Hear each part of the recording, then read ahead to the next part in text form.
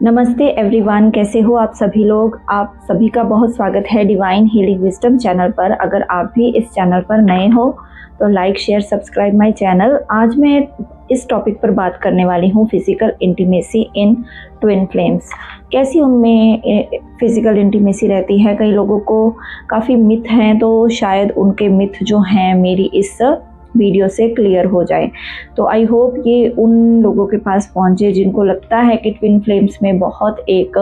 Intense intimacy रहती है। तो ये बिल्कुल एक जो है इल्यूजन है, क्योंकि ऐसा जो है वो ट्विन फ्लेम्स के केस में नहीं होता। अब आप कहोगे ऐसा कैसे, क्योंकि ये एक सोल कनेक्शन है, ठीक है। दोनों आत्माएं सोल के साथ जुड़ी होती हैं, बट जब तक हम अपने आप को इस 3D वर्ल्ड में महसूस करते हैं, हम अपने पार्टनर को, काउंटर पार्ट को, डिवाइन पार्ट को एक 3D इल्यूजनरी वर्ल्ड में ही देखते हैं कि एक ये पर्सन है, उसके साथ हम मैरिज चाहते हैं, उसके साथ हम कमिटमेंट चाहते हैं, उसके साथ हम अपनी लाइफ बिताना चाहते हैं। बट ट्विन फ्लेम्स के केस में ऐसा जो है बहुत ज़्यादा स्टेजेस से गुजरने के बाद होता है। अब ट्विन फ्लेम की जो जर्नी होती है, जो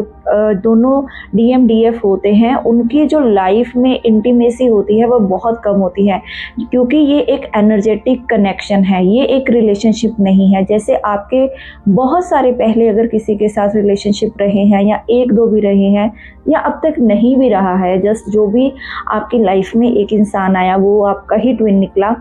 वो वाला केस भी ले लीजिए।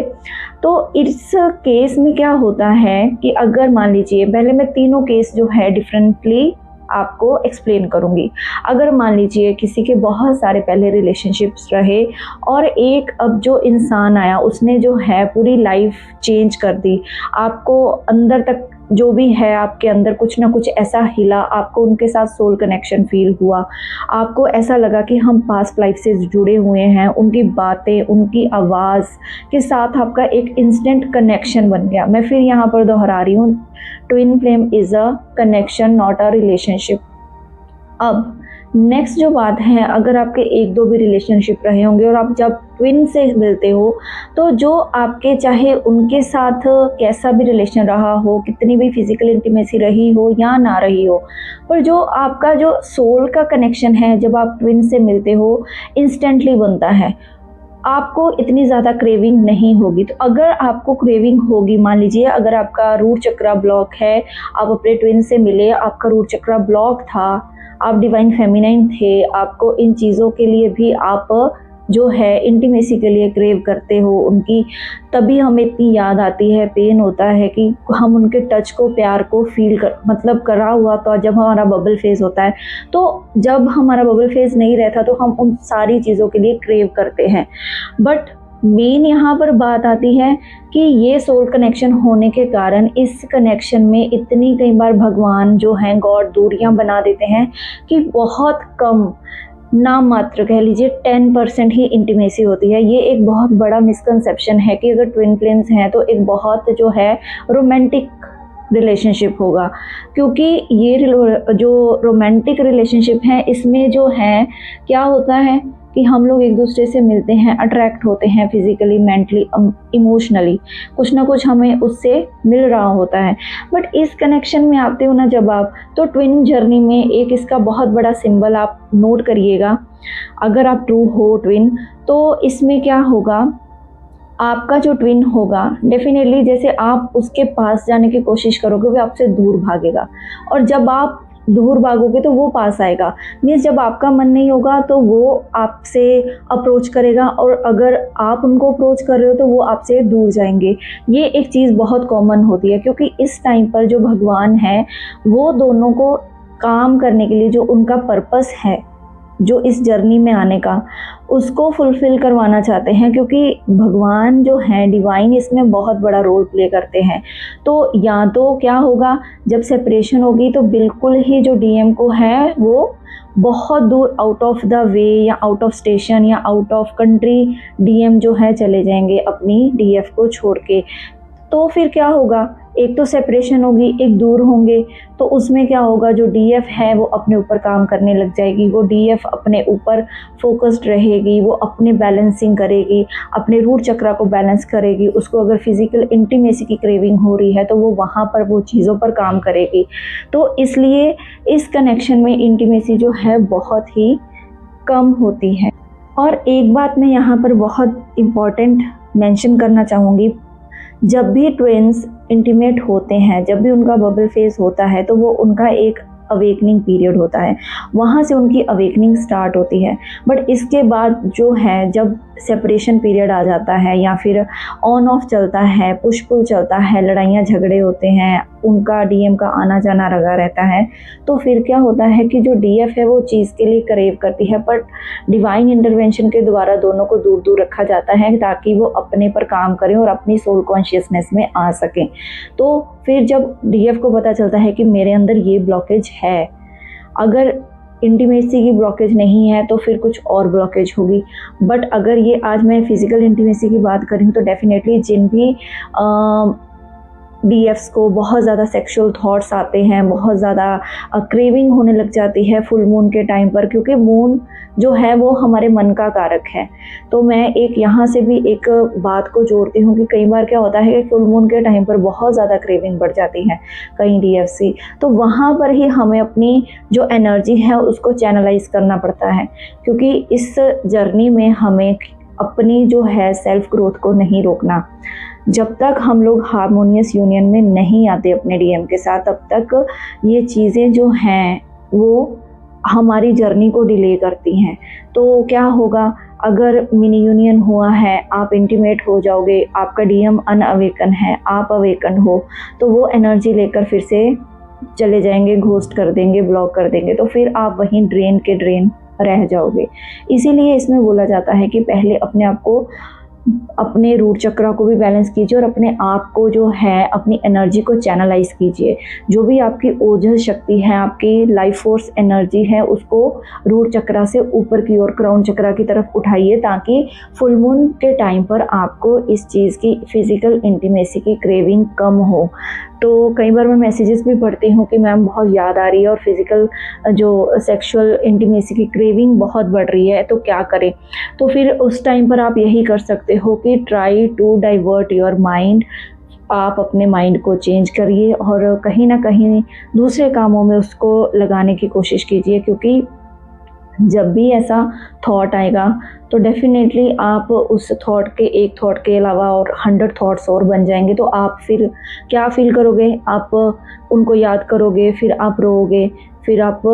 जो है वीक फील करोगे। तो ये सारी चीज़ें करने के लिए मना किया जाता है। बस अपनी जो भी ब्रह्मचर्य की शक्ति है, सेलिब्रेसी को पालन करते हुए। अब ये भी नहीं है कि क्रेविंग हो रही है तो किसी और पार्टनर के साथ या किसी ऐसे, क्योंकि अगर आपको ये ट्विन फ्लेम जर्नी मिली है तो आपका मन भी नहीं करता, जो डीएफ होती हैं उनका मन भी नहीं करता कहीं और जाने का या किसी और के साथ इंटीमेट होने का, क्योंकि वो अपने ही डीएम के लिए क्रेव करती रहती हैं कि मेरा डीएम आए वो, या फिर जो उनका प्यार भरे मोमेंट्स होंगे उनको याद करती रहेंगी। तो यहाँ पर मैं यही मेंशन करना चाहती हूँ कि ये एक कनेक्शन है। इस कनेक्शन को जो भगवान ने आपको दिया है, पहले उन्होंने इसीलिए अगर आपको दूर दूर रखा है इस टाइम पर, तो आपके सारे ब्लॉकेजेस अंदर के हील करने हैं। जैसे अगर आप में बहुत ज़्यादा ये चीज़ थी, आप बहुत ज़्यादा मतलब ओवर गिविंग करते रहे, इसी के चक्कर में आपने डीएम आए, आपने तन मन धन सब न्यौछावर कर दिया उन पर, ठीक है। तो अगर वो थोड़ा भी इस चीज़ के लिए आपको बोलें, फिज़िकल इंटीमेसी की डिमांड करें, तो क्या होगा कि डीएफ जो है इमोशनल होकर कहीं ना कहीं उसकी भी क्रेविंग रहती है इस चीज़ की, तो वो भी इस रास्ते पर चल पड़ती है। तो यहाँ पर उनको फिर मना किया जाता है कि आपको अपनी जो भी क्रेविंग्स हैं उनको कंट्रोल करना है, अगर आप अपनी 3D लाइफ में हार्मोनियस यूनियन चाहते हो तो। क्योंकि जब तक ये सारी लोअर एनर्जीज रहेंगी, ये काम, क्रोध, मोह, लोभ, अहंकार, सबसे बड़ा इसमें काम को जो है बोला गया है, बहुत बड़ा जो काम वासना को बोली गई है वो आपने संतों के मुंह से भी सुना होगा, आपने बहुत सारे लोगों से मुंह से सुना होगा कि ब्रह्मचर्य की शक्ति को जो है बचाओ, that is your real power. तो जब आपकी अवेकनिंग हुई या कुंडलिनी एक्टिव हुई, जब आप दोनों बबल फेस में इंटीमेट हुए, फिर एकदम से सेपरेट हो गए, वो एक डिवाइन प्लान के तहत हुआ, क्योंकि डिवाइन ने आपको अलग अलग तरीक़ों से हील करना था। जो आपके इश्यूज़ हैं या अभी भी आपके अंदर ये इंडल्ज हैं, या फिर आपके डीएम के अंदर जो भी इश्यूज़ हैं, अगर वो सेक्सुअली ज़्यादा ऑपरेट कर रहे हैं, लाइक अगर सेपरेशन में हैं, थर्ड पार्टीज़ में अलग अलग जा रहे हैं, तो दैट मीन्स वो भी जो हैं उनका रूट चक्रा भी ब्लॉक्ड है। तो वो इस तरह से काम वो अलग अलग थर्ड पार्टीज़ में जाएंगे, बट उनको जो है फिज़िकल इंटीमेसी से सुकून कहीं भी नहीं मिलता, वो एक अनसेटिस्फाइड ही रहते हैं, क्योंकि यहाँ पर डिवाइन उनको बोलते हैं कि अपने ऊपर काम करो, ठीक है, बट जब तक वो अपनी ऊर्जा को चैनलाइज नहीं करते, अपने आप को एक शिव की एनर्जी में नहीं लेके आते, समाधि की, जैसे शिव समाधि में बैठ गए थे जब उनकी सती माँ जो हैं वो उन्होंने अपना जो शरीर त्याग कर दिया था हवन कुंड में डाल करके योग अग्नि द्वारा, तो शिव जो थे वो किसी के पास नहीं गए थे, वो अपनी सती के वियोग में क्या बैठ गए थे, तपस्या में, ठीक है। तो तब जब दोबारा पार्वती माँ के रूप में उनका जन्म हुआ तो वो एक मनुष्य थी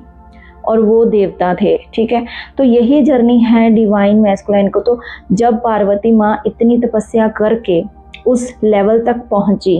कि वो शिव को पा सकें, बट उन्होंने किंतु परंतु नहीं किया। उन्होंने कहा कि मुझे इतनी तपस्या करनी है कि मुझे चाहे जितने भी जन्म लगे, हज़ारों वर्ष तपस्या की थी, क्योंकि उस टाइम पर उम्र भी सतयुग के टाइम पर हज़ारों वर्षों की होती थी, ताकि शिव को मैं पा सकूं। और शिव जो थे वो उन्हीं के इंतज़ार में, सती माँ के इंतज़ार में समाधि में लीन थे। उनको नहीं पता था कि पार्वती माँ का ही जन्म हुआ है, ठीक है, वो समाधि में लीन थे। तो इसी के कारण अब जो हमारे डिवाइन मैस्कुलाइन हैं, जो भी अपने ये सारे नेगेटिव ट्रॉमास में डील कर रहे हैं या फिर ऐसी गलत चीज़ों को अपनाया है उन्होंने, तो यहाँ पर एक चीज़ ये मैं मेंशन करना चाहूँगी कि उनकी भी ये शिव बनने की जर्नी है। उनको भी अपनी ट्रू डिवाइन फेमिनाइन को पहचानना है, उनको भी प्योर बनना है। जैसे डिवाइन जो नॉर्मल एक फेमिनाइन है वो डिवाइन बनती है, ठीक है, शक्ति बनती है, अपनी शक्ति को पहचानती है, वैसे ही डिवाइन मैस्कुलाइन भी अपने आप को साध के शिव बनते हैं। जब ये दोनों एक लेवल पर आते हैं, जब पार्वती माँ तपस्या करके एक बहुत ही प्योर लेवल पर आई, शिव के लेवल पर आई, तब उन दोनों का मिलन हुआ, ठीक है। वैसे ही ये जर्नी का भी पर्पस है दोनों अलाइनमेंट में आए, ताकि जो है सृष्टि जो इस जो दुनियावी चीज़ें हैं, सृष्टि जो है बहुत अच्छे ढंग से चल सके, और आगे चलकर जो भी ट्विन फ्लेम्स का सोल मिशन है, सोल पर्पस है, वो दोनों सर्व कर सके, मदर गाया को सर्व करें, अर्थ की एनर्जी को बढ़ाएं। क्योंकि ये सारी जो काम वासना की शक्तियाँ होती हैं, ये एनर्जीज जो लो वाइब्रेशनल एनर्जीज होती हैं, इससे बहुत ज़्यादा अलग अलग तरह के विकार पैदा होते हैं, हमारा जो सोल है वो ग्रोथ रुक जाती है। तो इसीलिए दोनों की जर्नी इक्वली इम्पॉर्टेंट है। तो आज मैंने आपको बहुत ही डीप में जाकर समझाया है कि क्या फिज़िकल इंटीमेसी का सीन रहता है। अगर अभी भी आपको कोई फुल मून पे फिज़िकल इंटीमेसी की क्रेविंग होती है, तो दैट मीन्स अभी आपको रूट चक्रा बैलेंस करने की ज़रूरत है। आपका जब जब रूट चक्रा बैलेंस होता जाएगा, आपकी क्रेविंग कम होती जाएगी, आप सोल अलाइनमेंट में आते जाओगे। तो ये चीज़ आप जब करोगे तो आप अपने आप को जब हाई वाइब्रेशन में लेके जाओगे, आपकी लाइफ फोर्स एनर्जी जो है बहुत ज़्यादा हाई होगी, आपका थर्ड आई चक्रा एक्टिवेट होने लग जाएगा, और ज़्यादा आप डिवाइन से कनेक्टेड रहोगे, तो ऑटोमेटिकली डीएम तो आपके जो शिव हैं वो ऑटोमेटिकली अवेकन होंगे। हम क्या करते हैं, हम 3D के जो मैस्कुलाइन हैं उनके पीछे भागते रहते हैं, वो तो पहले से वुंडेड हैं, हम उनसे प्यार मांगते हैं, वो पहले से ही खाली हैं, तो वो हमें प्यार क्या देंगे। इसीलिए हम पहले सेल्फ लव करना सीखती है डीएफ, अपने आप में कंटेंटेड होती है, अपने आप से सेल्फ लव सेल्फ हील करके इतना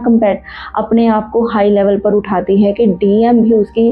लेवल तक आ करके उसकी जो भी डिज़ायर्स हैं या फिर उन दोनों का जो भी मिशन है इस